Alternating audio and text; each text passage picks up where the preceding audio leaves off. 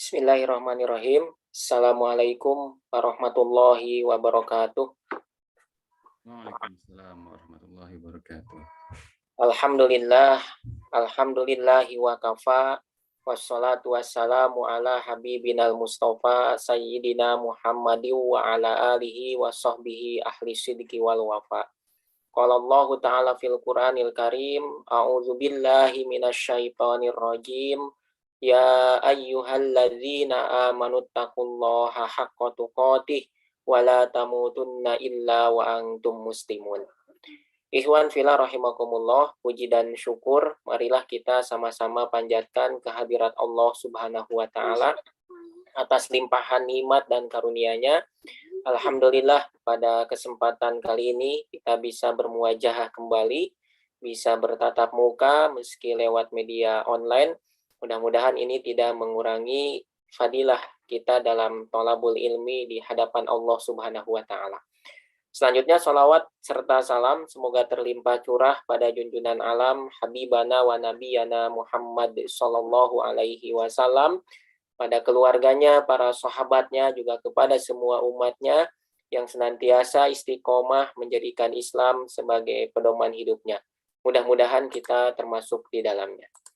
Iwan fillah rahimakumullah, insyaallah pada kesempatan kali ini kita akan lanjutkan belajar bersama kita menelaah kitab Sulamut Taufik ini. Mudah-mudahan kita berdoa kepada Allah, kita diberikan ilmu yang bermanfaat oleh Allah Subhanahu wa taala.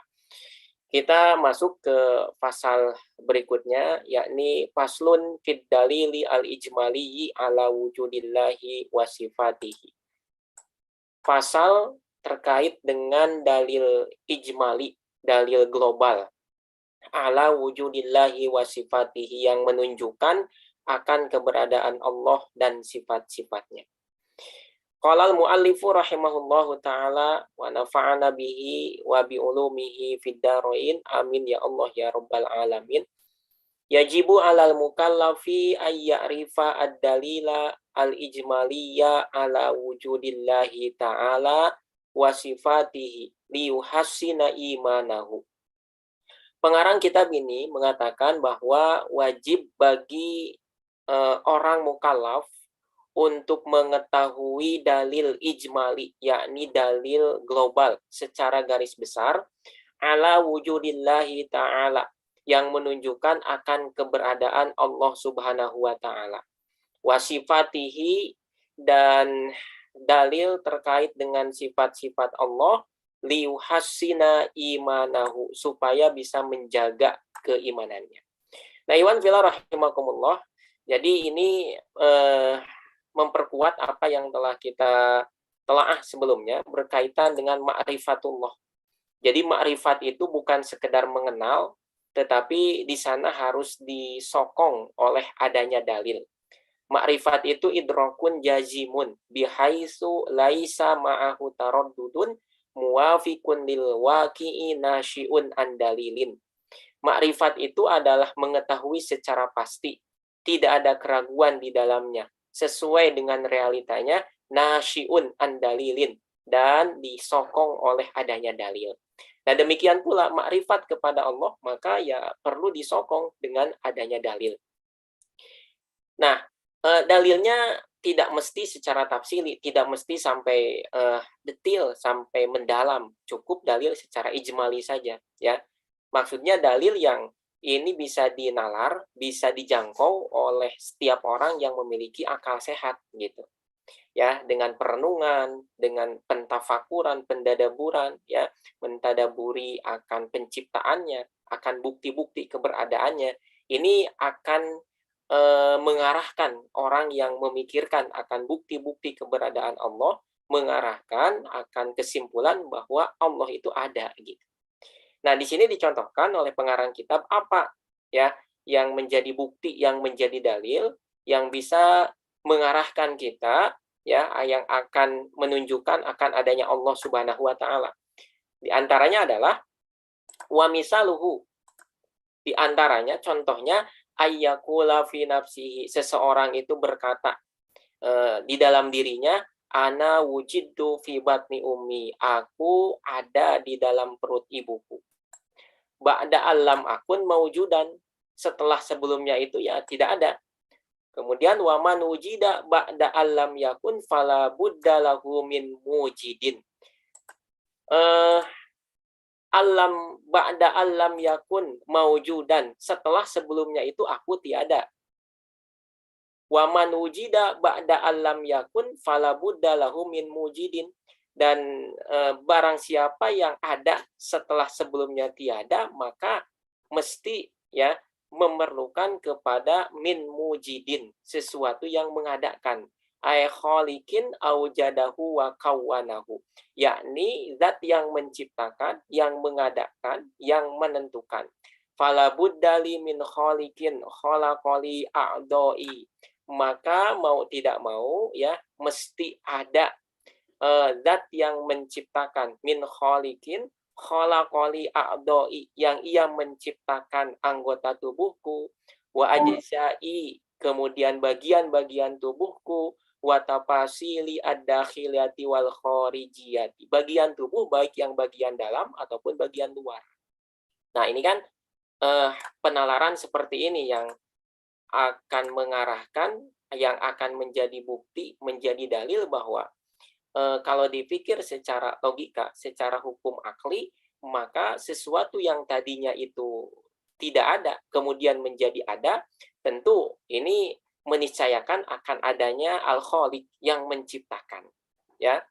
Dan adanya seseorang, adanya kita dulu di dalam perut ibu kita, ya adanya itu dengan penuh keteraturan, ya. Jauh sebelum ilmu embriologi itu berkembang, ya. Al-Quran sendiri kan sudah memberikan kabar kepada kita berkenaan dengan bagaimana proses penciptaan manusia itu. Di antaranya kalau kita mau merenungi salah satu firman Allah Subhanahu wa taala dalam Al-Quran surah Al-Mu'minun ayat 14, Allah Subhanahu wa taala mengabarkan kepada kita, walaqad khalaqnal insana min sulalatin min tin. Kata Allah, sungguh kami telah menciptakan manusia itu dari saripati tanah. Tsumma ja'alnahu nutfatan fi qararim makin. Kemudian kami jadikan ia nutfah fi qararim makin, air mani yang diletakkan di dalam tempat yang kokoh. Tsumma khalaqnan nutfata 'alaqatan. Kemudian kami ciptakan ya nutfah itu ya menjadi alaqah, menjadi segumpal darah yang menggantung. Fa khalaqnal 'alaqata mudghah. Kemudian alaqah itu menjadi mudghah, segumpal daging. Fa khalaqnal mudghata idzama. Kemudian segumpal daging itu menjadi tulang belulang. Fa kasawnal idzama lahma. Kemudian kata Allah, kami bungkus tulang belulang itu dengan daging. Tsumma ansha'nahu khalqan akhar. Kemudian kami jadikan ia menjadi bentuk yang lain. Nah, ini kan runutan proses penciptaan manusia di dalam rahim ibunya, gitu ya. Nah, kalau kita merenungi proses ini, gitu ya, kemudian kita konfirmasi dengan ilmu embriologi yang sekarang berkembang, maka ini nyata apa yang dikabarkan oleh Allah Subhanahu wa taala berkenaan dengan proses penciptaan manusia ini, gitu. Nah, wazalikal mukawwinu allazi kawwanani wa aujadani laisa abi wala ummi. Nah, pihak yang menciptakan itu ya, yang menjadikan sesuatu yang tadinya tidak ada menjadi ada itu, laisa abi wala ummi, bukan bapakku, bukan ibuku, wala ayya makhlukin akhar, dan juga bukan makhluk apapun ya, bukan dari bangsa makhluk gitu. Bal huwa khaliqun azimun, tetapi ia itu khaliqun azimun, sang pencipta yang maha agung. Khalaqa kullama fi hadzal kaun, yang ia menciptakan segala sesuatu yang ada di jagat raya ini. Wa yusatiru ala kulli dzarratin min dzarratihi saytaratan tamatan. Ia yang menciptakan, yang menguasakan segala sesuatu ya dengan sempurna. Fahuwa ilahun wahidun, dialah Tuhan yang satu. La syarika wala masilalahu. Tidak ada syarikat, tidak ada juga yang semisal dengannya. Wa huwa munazzahun an kulli naqsin. Ia disucikan dari setiap kekurangan. falahu al-kamalu al-mutlaqu ghairul mahdudi. Baginya itu ada kesempurnaan yang mutlak yang tidak terbatas. Fala budda ayyakuna muttasifan bil ilmi wal qudrati wal iradati wal hayati wasairi sifatil kamal. Maka zat itu mesti disifati dengan sifat ilmu, maha tahu, ya. Karena zat yang bisa menciptakan sesuatu dari asalnya tiada menjadi ada tentu membutuhkan pengetahuan, ya, dan bukan sekedar pengetahuan seperti pengetahuan manusia, ya, harus pengetahuan yang lebih dari itu. Wal kudroh, juga kekuasaan. Sebagaimana pada pasal sebelumnya, ya, pernah dijelaskan kudroh itu adalah kemampuan untuk mewujudkan, mengadakan sesuatu dari tiada menjadi ada, itu kudroh. Kemudian irodah itu kehendak, ya, memiliki kehendak, entah yang diciptakan di dalam rahim itu laki-laki ataukah perempuan, berkulit sawo matang, putih. Nah, ini irodah Allah Subhanahu wa taala. Kemudian wal hayah, maha hidup, wasairi sifatil kamali ala ma yaliku bil uluhiyah, dan sifat-sifat kesempurnaan lain yang layak, ya, sesuai dengan sifat uluhiyah. Wa uqulul khalqi la tuhitu bihi ilman. Akal makhluk, akal kita itu tidak bisa, ya, meliputi, tidak bisa menjangkaunya. Wa yusamma bil arabiyyah Allah. Nah, disebutlah dalam bahasa Arab zat al-khaliq tadi yang menciptakan kita di dalam rahim ibu kita yang tadinya tidak ada menjadi ada, menciptakan anggota tubuh kita baik bagian luarnya ataupun bagian dalamnya, itu disebut dengan Allah, gitu ya. Nah, ini sederhananya seperti itu, ya. Bisa kita kembangkan lebih jauh sebetulnya dalam rangka mentadaburi penciptaan diri kita, ya, hingga sampai pada kesimpulan bahwa memang adanya kita ini meniscayakan kepada zat yang mengadakan, kepada zat yang menciptakan. Makanya betul kalau ada ungkapan man arafa nafsahu arafa rabbahu. Barang siapa yang mengenal dirinya, maka akan mengenal Tuhannya. Maksudnya apa? Kalau seseorang mengenal dirinya, mengenal akan kedoifan, akan kelemahan dirinya, akan kenyataan bahwa dirinya itu ada, ya, bukan dengan sendirinya, tetapi ada yang mengadakan, butuh kepada zat yang lain, maka arafa rabbahu, ia akan mengenal Tuhan. Nah, itu diantara contoh bagaimana kita bisa menelusuri bukti keberadaan Allah itu dari ciptaannya. Di antaranya adalah, ya, diri kita sendiri. Jadi kalau ada yang nanya apa bukti bahwa Allah itu ada, ya buktinya diri kita sendiri di antaranya, gitu ya. Makanya dalam Al-Qur'an Allah Subhanahu wa taala itu kan berfirman, sanurihim ayatina fil afaqi wa fi anfusihim. Kata Allah, kami akan memperlihatkan kepada mereka ayat-ayat kami. Fil afaqi, di setiap penjuru, di setiap arah jagat raya ini, wa fi anfusihim, dan di dalam diri mereka. Gitu ya. Jadi untuk mentafakuri tanda-tanda kebesaran Allah, bisa mentafakuri, ya, perkara yang sifatnya makro di dalam jagat raya ini, mentafakuri peredaran matahari, bulan, ya, gunung dan sebagainya, ataupun apa yang ada di dalam diri kita sendiri, gitu ya, peredaran darah, denyut jantung dan sebagainya. Nah, itu akan menghantarkan pada kesimpulan bahwa Allah Subhanahu wa taala itu ada. Berikutnya, paslun fi jawabi may yas'alu ma huwallah. Pasal berkenaan dengan jawaban orang yang bertanya, ma huwallah.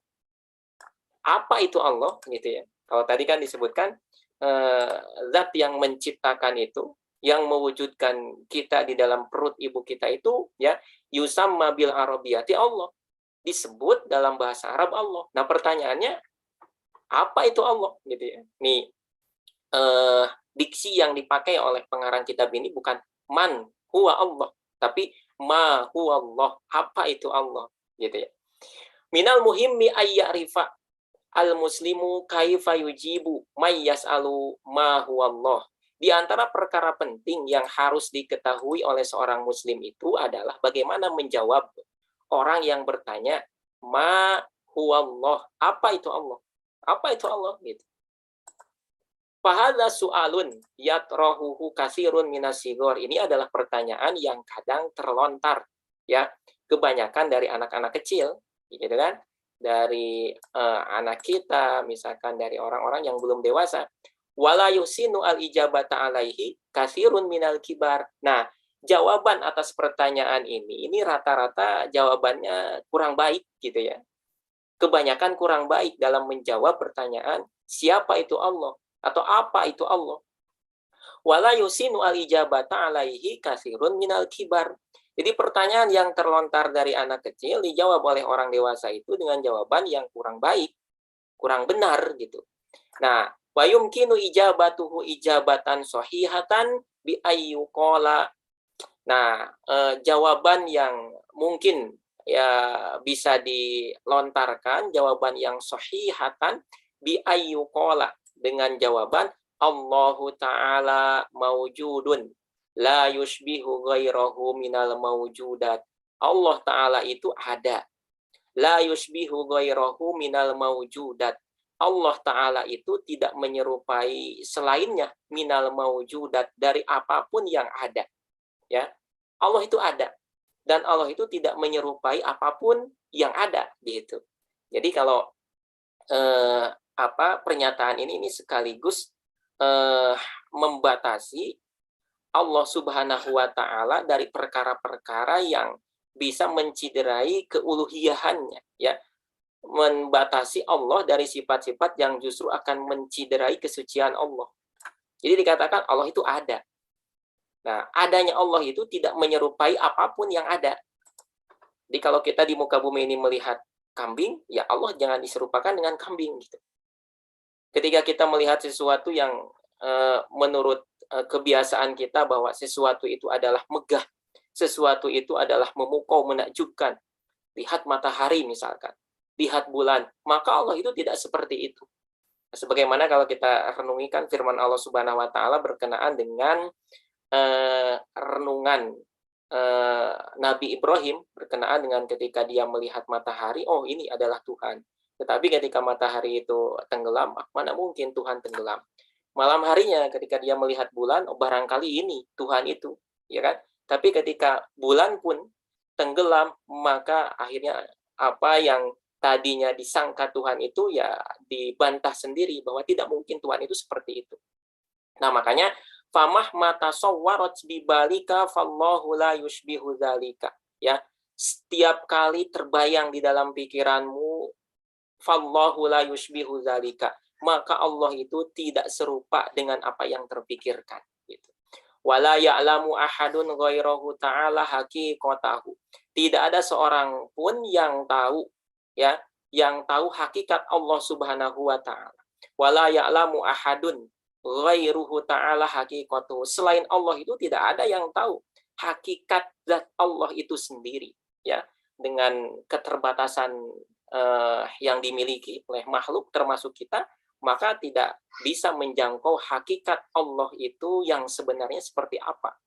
Nah, makanya pamah mata sawarat bibalika fallahu la yushbihu dzalika. Setiap kali pikiran kita membayangkan, mengimajinasikan zat Allah ya, menyerupakan zat Allah, maka fallahu la yushbihu dzalika. Allah itu tidak serupa dengan apa yang kita pikirkan. Walakinnana binaan alal adillatil qat'iyyah na'lamu yakinan anillahi ta'ala umuran minha. Nah, tetapi berdasarkan dalil-dalil yang pasti, dalil-dalil yang qat'i, kita bisa tahu secara yakin berkenaan dengan Allah beberapa hal berikut ini. Di antaranya yang pertama, haqiqatullahi ta'ala laisat kahaqiqati ahadin ghairihi. Yang pertama, bahwa hakikat Allah itu tidak seperti hakikat sesuatu pun selain Allah. Falaisa ta'ala min afrodil kauni ail alam. Allah itu bukan satu individu dari individu-individu yang ada di muka bumi ini, di jagat raya ini. Bukan bagian dari itu, gitu ya. Kemudian yang kedua, laisallahu ta'ala fi ayyi makanin au jihatin. Nah, ini yang penting. Ya, yang kedua dikatakan bahwa Allah itu tidak ada pada satu tempat atau pada satu arah. Ya. Allah itu tidak bertempat dan juga tidak berarah. Jadi Allah itu tidak di atas, tidak di bawah, tidak di kanan, tidak di kiri, tidak di barat, tidak di timur. Li'annahu laisa dza jismin wa hajmin wa syaklin. Karena Allah itu bukanlah jisim, bukan juga hajmin, sesuatu yang memiliki volume, wa syaklin, dan juga bukan bentuk. Karena sesuatu yang menempati tempat itu adalah jisim, adalah sesuatu yang memiliki dimensi, sesuatu yang memiliki bentuk. Maka kalau Allah diserupakan dengan perkara-perkara tadi, maka kita menyerupakan Allah dengan makhluk, dan itu mustahil. Karena Allah itu memiliki sifat mukhalafatul lil hawadisi, sebagaimana pada pasal sebelumnya. Karena Allah itu sebagaimana di surah Asy-Syura ayat 11, dikatakan bahwa laisa kamislihi syai'un, tidak ada sesuatu pun yang serupa dengan Allah, gitu. Makanya di sini dikatakan ya, keyakinan Ahlus Sunnah wal Jamaah bahwa Allah itu laisa Allahu taala fi ayyi makanin au jihatin. Allah itu tidak bertempat, tidak berarah. Ya. Kemudian yang ketiga, la yahtaju Allahu taala ila syai'in. Allah Subhanahu wa taala itu tidak membutuhkan sesuatu pun, tidak butuh pada sesuatu. Wala yatadarraru bi syai'in, tidak terbahayakan oleh sesuatu. Sesuatu tidak bisa memberikan bahaya kepada Allah. Kemudian wala yantafi'u bi syai'in, sesuatu pun tidak bisa memberi manfaat kepada Allah. Li'anna lahu al-kamal al-mutlaq, karena Allah itu memiliki kesempurnaan yang mutlak. Andai saja seluruh penduduk bumi dari mulai manusia pertama hingga manusia terakhir ditambah dengan golongan jin misalkan, semuanya ingkar kepada Allah Subhanahu wa taala, sama sekali tidak akan mengurangi kemuliaan Allah Subhanahu wa taala. Demikian pula ketika semua manusia, semua makhluk taat kepada Allah Subhanahu wa taala, itu semua tidak akan menambah kemuliaan Allah Subhanahu wa taala. Karena apa? Karena Allah itu la yatadarraru bi syai'in wa la yantafi'u bi syai'in. Sesuatu pun tidak akan memberikan madarat kepada Allah. Sesuatu pun tidak akan memberikan manfaat kepada Allah. Karena apa? Li'anna lahu al-kamal al-mutlaq. Karena Allah itu memiliki kesempurnaan mutlak. Berikutnya, Allah Ta'ala la bidayata liwujudihi. Allah Ta'ala itu tidak berpermulaan. Adanya Allah itu tidak diawali oleh ketiadaan. Tidak ada awalnya gitu ya.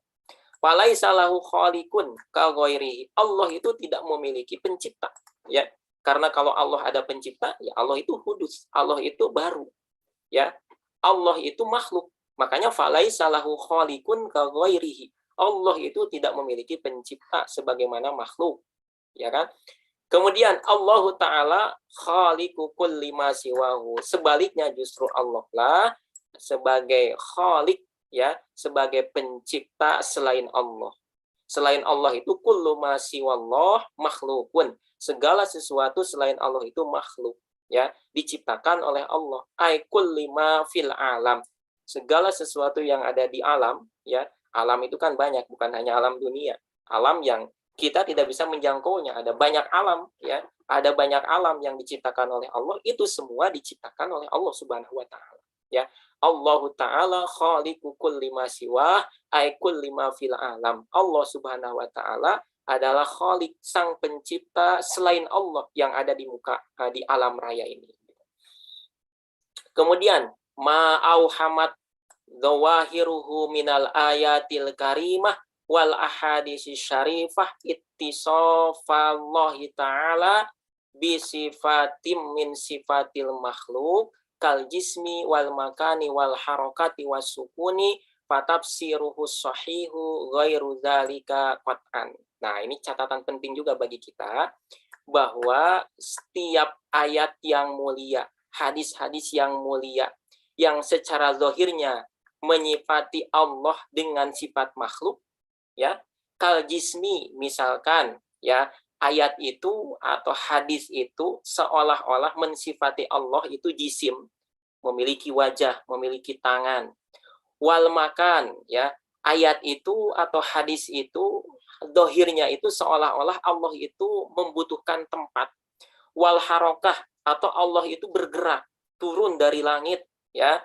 Was sukun, atau Allah itu berdiam diri. Maka fatafsiruhus sahihu ghairu dzalika qat'an. Tafsir yang sahih itu, tafsir yang benar itu ghairu dzalika, bukan sebagaimana zahirnya secara pasti. Ya. Nah, ini catatan penting bagi kita, karena kalau nanti kita membaca Al-Qur'an atau menelaah hadis-hadis Rasulullah Shallallahu alaihi wasallam, akan ditemukan apa yang disebut oleh para ulama itu sebagai asma wa sifat, ayat asma wa sifat, ya, atau hadis asma wa sifat, ya. Ayat yang isinya itu ya berkenaan dengan nama dan sifat Allah Subhanahu wa taala.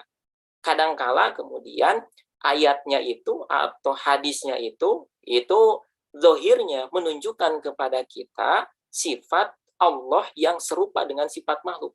Entah itu berupa jisim, butuh tempat, bergerak, berdiam diri. Maka fatafsiruhus sahihu ghairu dzalika qat'an. Tafsir yang benar itu, yang sahih itu bukan dimaknai sebagaimana zahirnya. Nah, iwan fillah rahimakumullah, apa contohnya?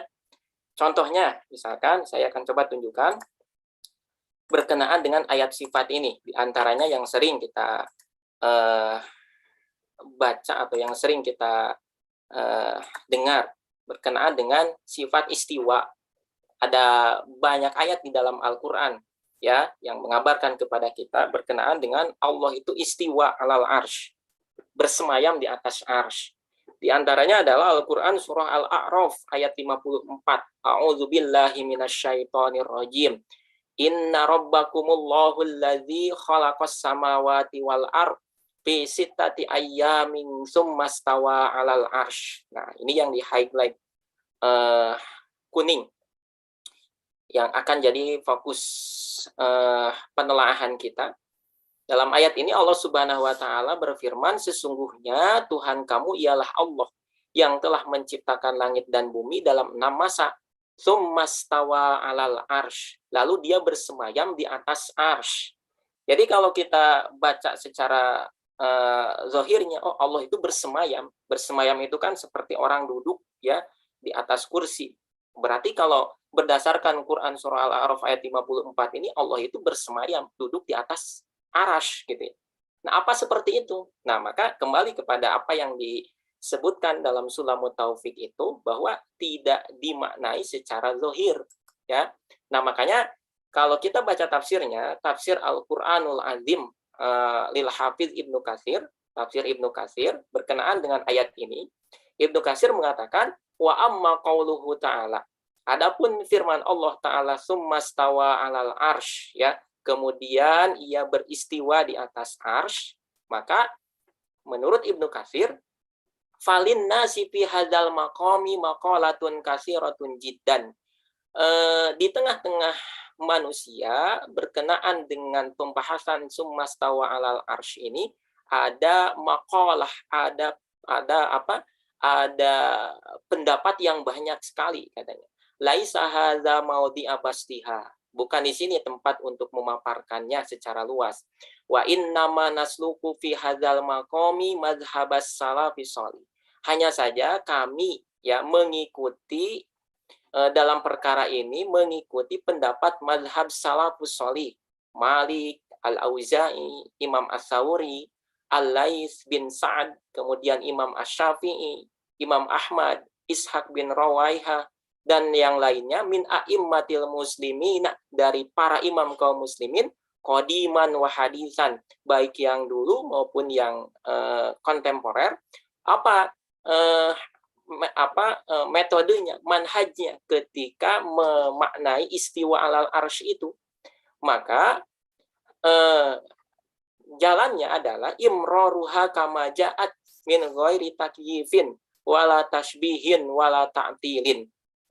Penjelasannya adalah kalau berkenaan dengan summa stawa alal arsh, dimaknainya itu adalah imroruha kama ja'at. Jadi ayat ini ya tidak dimaknai pada dohirnya, ya, diserahkan maknanya kepada Allah Subhanahu wa taala. Jadi makna imroruha kama ja'at itu ya dibiarkan begitu saja, min ghairi takyifin, tanpa dimaknai bagaimana Allah beristiwa, wala tashbihin, tanpa juga diserupakan istiwanya Allah itu dengan istiwanya makhluk. Wala ta'tilin, dan juga tanpa dihilangkan ta'til. Ta'til itu dinafikan. Wadzahiru al-mutabadiru ila adhanil musyabbihina manfiyun anillahi. Maka makna zahir yang terlintas di dalam pikiran orang yang menyerupakan, oh istiwa itu duduk di atas arsy gitu ya.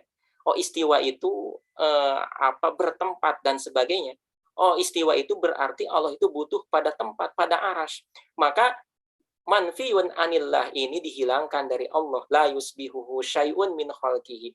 Allah itu tidak serupa dengan sesuatu pun dari makhluknya. Walaisa kamislihi syai'un wa huwas samiul basir.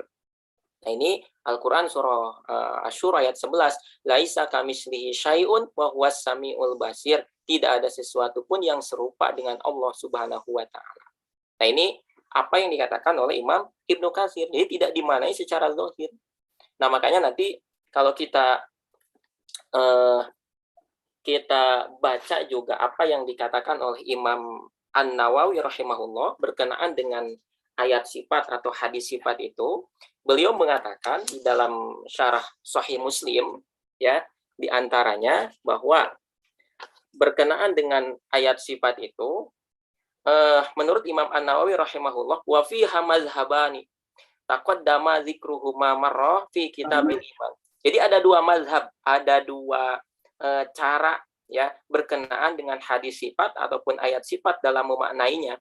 Ahaduhuma al-imanu bihi min ghairi khaudin fi ma'nahu. Kata Imam An-Nawawi yang pertama itu ya, ayat sifat itu ya diimani ya, tidak ditolak, tidak diingkari sebagaimana kalangan Mu'tazilah. Ahlus Sunnah itu mengimani bahwa Allah itu istiwa ya memang istiwa gitu ya. Ya. Nah, tapi min ghairi khaudin fi ma'nahu, tanpa masuk pada pembahasan maknanya. Istiwa itu maknanya apa, gitu kan? Nah, tidak seperti itu, tapi tafwid mazhab Ahlus Sunnah wal Jamaah itu berkenaan dengan ayat sifat, hadis sifat itu tafwid. Maksudnya menyerahkan maknanya kepada Allah Subhanahu wa taala. Tidak mengangan-angankan, tidak mengimajinasikan ya. Makna yang tersurat pada ayat-ayat atau hadis berkenaan dengan sifat-sifat Allah Subhanahu wa taala tersebut. Ma'atiqadi anallaha ta'ala laisa kamitslihi syai'un. Nah, ini sama ya dengan apa yang dikatakan oleh Imam Ibnu Katsir, seraya meyakini bahwa Allah taala itu ya tidak ada yang serupa dengannya. Wa tanzihuhu an simatil makhluqat, dan mensucikan Allah dari karakter makhluk. Nah, ini yang pertama. Jadi tafwid, menyerahkan maknanya kepada Allah Subhanahu wa taala. Mengimani bahwa Allah itu istiwa alal arsy, tapi menyerahkan maknanya kepada Allah Subhanahu wa taala tanpa memaknai secara zahir. Kemudian menurut Imam An-Nawawi yang kedua, wasani ta'wiluhu bima yaliku bi, mentakwil dengan penakwilan yang layak ya bagi Allah Subhanahu wa taala gitu. Nah, itu apa yang dikatakan oleh Imam An-Nawawi.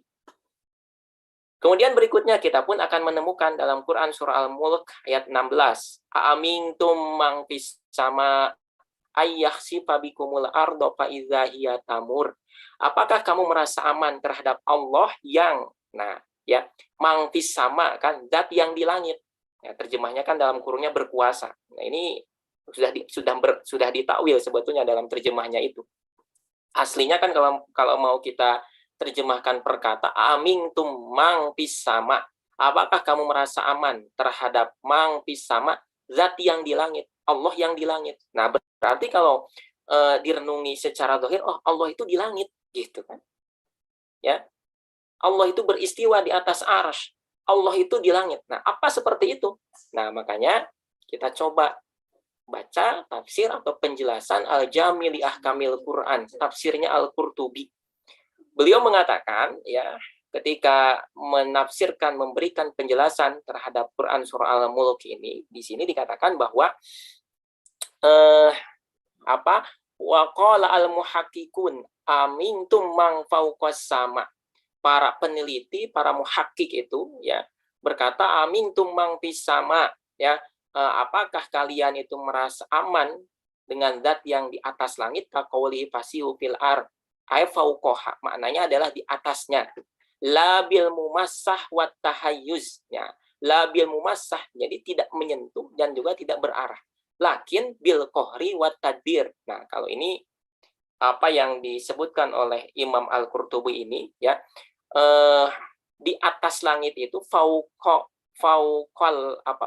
sama itu maknanya adalah lakin bil kohri wat tadbir, dengan apa, kohri itu ya kekuasaan dengan pemaksaan. Al-Qahhar itu kan Allah itu maha memaksa. Kemudian wat tadbir, maha mengatur dengan pengaturan. Maknanya di atas langit itu yang mengatur, ya, berkuasa gitu ya. Ini kan takwil. Kemudian wakila ma'nahu amintum man alas sama kaqouli ta'ala wala usallibannakum fi juzu'in nakhl ay alaiha. Nah, kemudian di ini langsung aja ke bagian bawahnya. Nah, wal akhbaru fi hadzal babi katsiratun sahihatun muntasyiratun. Kabar atau akhbar berkenaan dengan bab ini banyak sekali ya. Katsiratun sahihatun muntasyiratun. Musyiratun ilal uluwi, memberikan isyarat kepada apa al-uluwi, makna di atas. La yadfa'uha illa mulhidun au jahilun mu'anidun. Tidak ditolak ya perkara ini ya, sifat bahwa Allah itu ayat ini ya, yang menyebutkan secara zahir bahwa Allah itu di langit, ya la yadfa'uha illa mulhidun au jahilun, tidak diingkari kecuali oleh orang-orang yang mengingkari atau orang yang bodoh gitu ya. Nah, wal muradu biha, maksudnya apa? Tauqiruhu wa tanzihu anis supli wa tahdi gitu ya. Maksudnya adalah tauqiruhu, mengagungkan Allah, mensucikan Allah dari apa? Anis supli ya. Supli itu rendah, kerendahan, wa tahdi bawah ya. Wa wasfuhu bil uluwi, dan menyifatinya dengan kemahatinggian, wal azamah, dan kemahagungan. La bil amakin wal jihati wal hudud. Nah, ini ya. Catatan pentingnya adalah bahwa bukan dimaknai labil amakin dengan tempat. Jadi tidak dimaknai secara zahir bahwa Allah itu di langit. Wal jihati, dan arah, Allah itu arahnya di langit. Wal hududi, dan batasan-batasan ya, yang membatasi sebagaimana makhluk ya, berdimensi dan sebagainya. Karena apa? Li'annaha sifatul ajsam, karena adanya tempat, jihad, dan batasan itu adalah sifat bagi ajsam, bagi jisim. Wa innama turfa'ul aidi bidu'a ila sama. Nah, ini kadang yang sering dijadikan alasan. Oh, kita itu berdoa, ketika berdoa itu mengangkat tangan ke langit. Ini menguatkan bahwa Allah itu di langit. Gitu ya. Nah, oleh Imam Al-Qurtubi di sini disebutkan wa innama turfa'u al aidi bidu'a ila sama. Tangan itu diangkat ketika berdoa ke langit. Di annas sama mahbitul wahyi, karena langit itu ya tempat turunnya wahyu. Kemudian wa manzilul qatri, tempat turunnya hujan, gitu ya. Wa mahillul qudus, ya. Wa ma'danul mutahhirina minal malaikah. Langit itu ya markasnya atau tempatnya para malaikat yang disucikan. Wa ilaiha turfa'u a'malul ibad. Ke langit juga diangkat amal-amal para hamba. Wa fauqaha arsyuhu, di atasnya ada arasnya. Wa jannatuhu, dan surganya. Kama ja'alallahu al-ka'bata kiblatan lis-shalah, sebagaimana Allah menjadikan Ka'bah itu sebagai arah menghadap ketika sholat. Wali annahu khalaqa al-amkinata wa huwa ghairu muhtajin ilaiha. Allah Subhanahu wa taala itu menciptakan amkinah, menciptakan tempat, wa huwa ghairu muhtajin ilaiha. Ia sendiri tidak butuh pada tempat. Gitu ya. Wa kana fi azalihi qabla khalqil makan wa zaman wala makana lahu wala zaman. Allah itu ya sudah ada sebelum terciptanya tempat, sebelum adanya zaman, gitu ya. Wa huwa al-an ala ma alaihi kana. Dan ia Allah itu ya sebagaimana dulu sebelum ada tempat, sebelum ada zaman tercipta. Ya. Jadi kalaulah kemudian Allah itu butuh pada tempat, lantas ketika Allah belum menciptakan tempat, di mana Allah, kan gitu ya. Pertanyaan retorisnya itu. Nah, maka ini diantara contoh bagaimana para ahli tafsir itu memberikan penjelasan berkenaan dengan ayat-ayat sifat. Ayat-ayat yang secara zahir mensifati Allah dengan sifat makhluk, maka tidak dimaknai secara zahirnya. Sebagaimana Imam An-Nawawi dalam syarah Sahih Muslim mengatakan bahwa dalam hal ini ada dua mazhab ya dalam Ahlus Sunnah wal Jamaah itu sendiri. Yang pertama itu adalah tafwid, artinya menyerahkan maknanya kepada Allah, ya, namun tetap mengimani akan ayat-ayat itu dengan keimanan yang sempurna, tidak mengingkarinya. Kemudian yang kedua mentakwilnya, ya, memberikan penjelasan dengan penjelasan ya dengan makna yang layak bagi Allah Subhanahu wa taala. Iwan fillah rahimakumullah. Nah, itu berkenaan dengan sifat Allah Subhanahu wa taala. Wallahu a'lam bishawab. Barangkali sampai sini ada hal yang ingin didiskusikan, Pak Yatafadol, mangga silakan.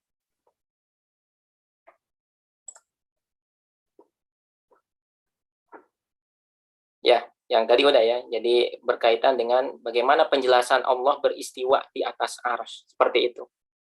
Kalau kita baca tafsir Ibnu Katsir ataupun tafsir Al-Qurtubi gitu ya, maka para ahli tafsir itu memaknainya ya tidak memaknai secara zahir.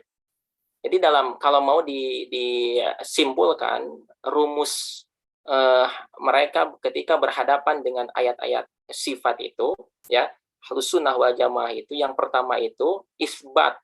Jadi mengimani, menetapkan bahwa memang Allah itu istiwa di atas arsy. Ya, ya cukup dikatakan istiwa saja.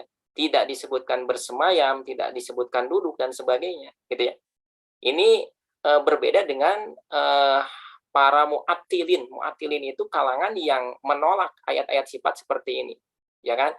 Para kalangan yang menafikan ayat sifat seperti ini.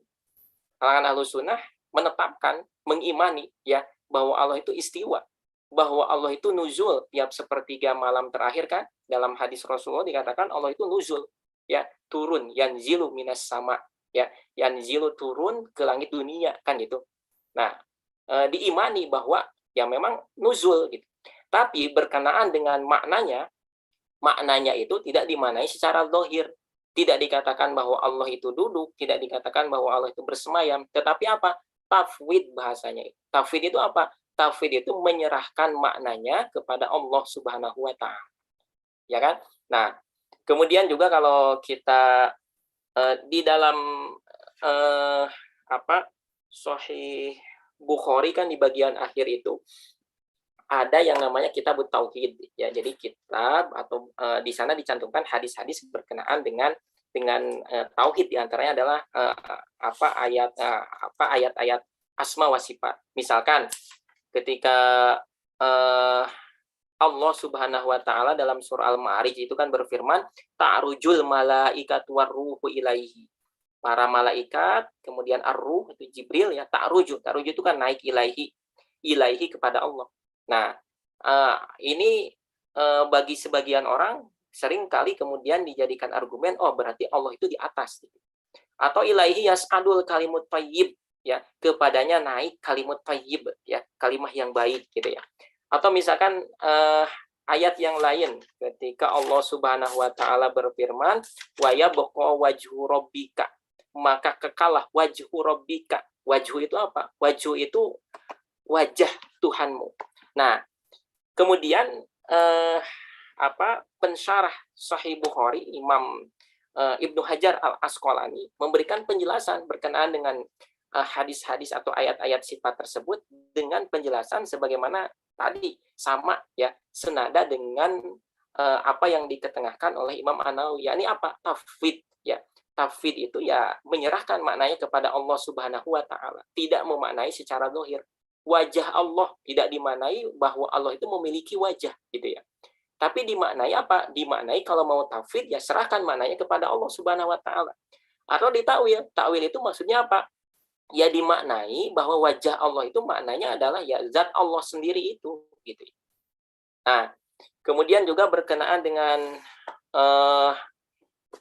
misalkan bahwa Allah Subhanahu wa taala itu yanzilu rabbuna ila sama'id dunya. Nah, yang tadi ya, bahwa dalam hadis Rasulullah dikatakan Allah itu turun ila sama'id dunya, ke langit dunia.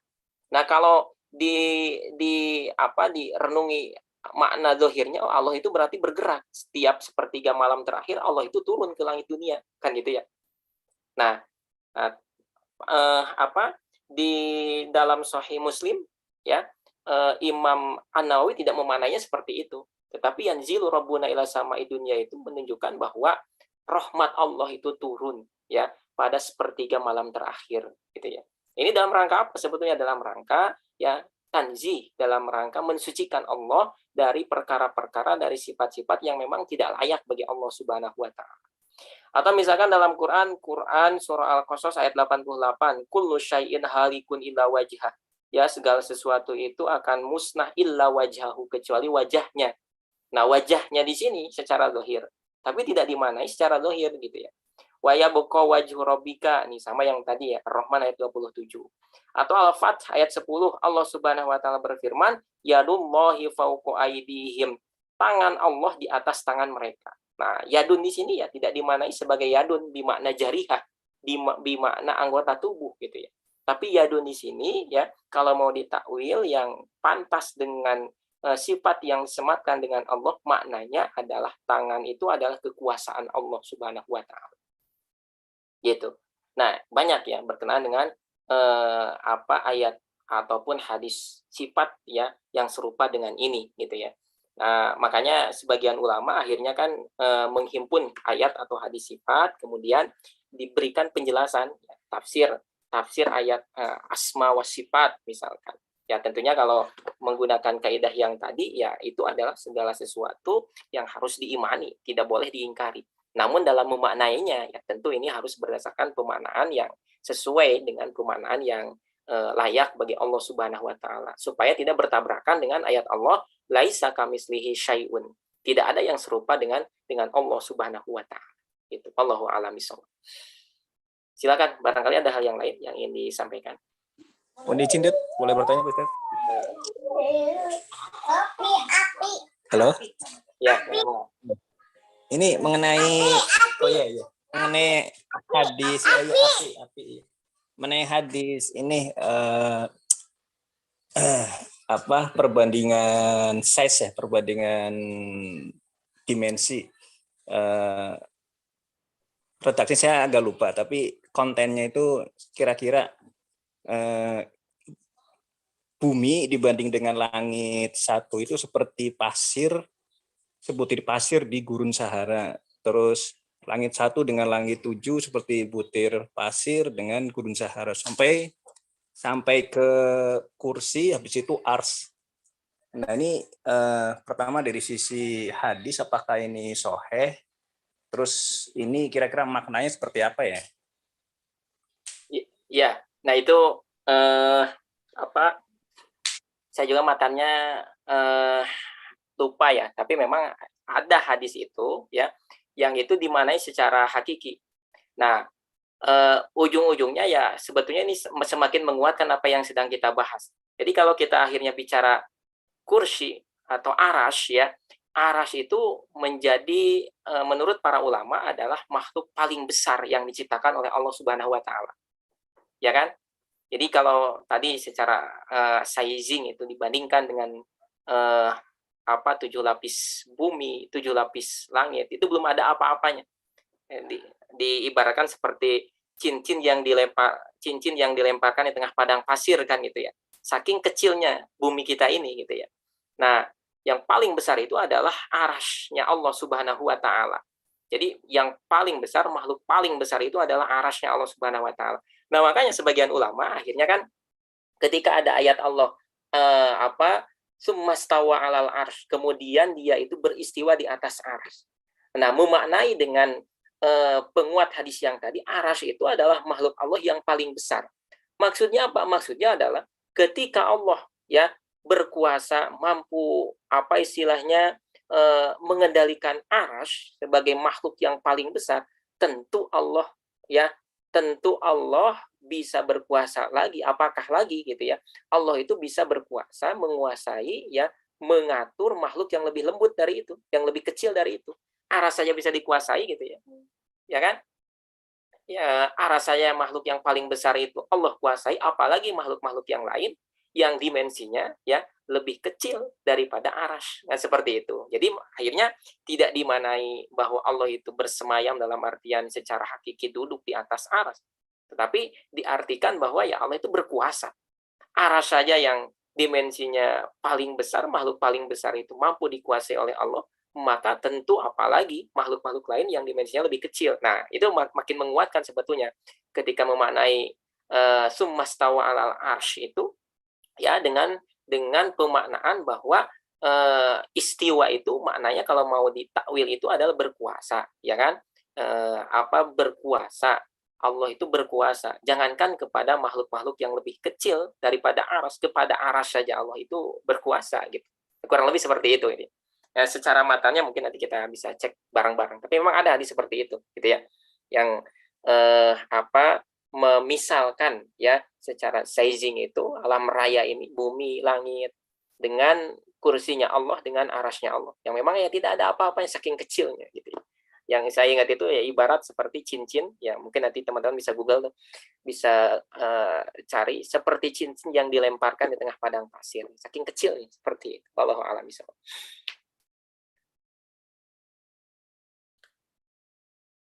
Ya, silakan, barangkali ada yang lain.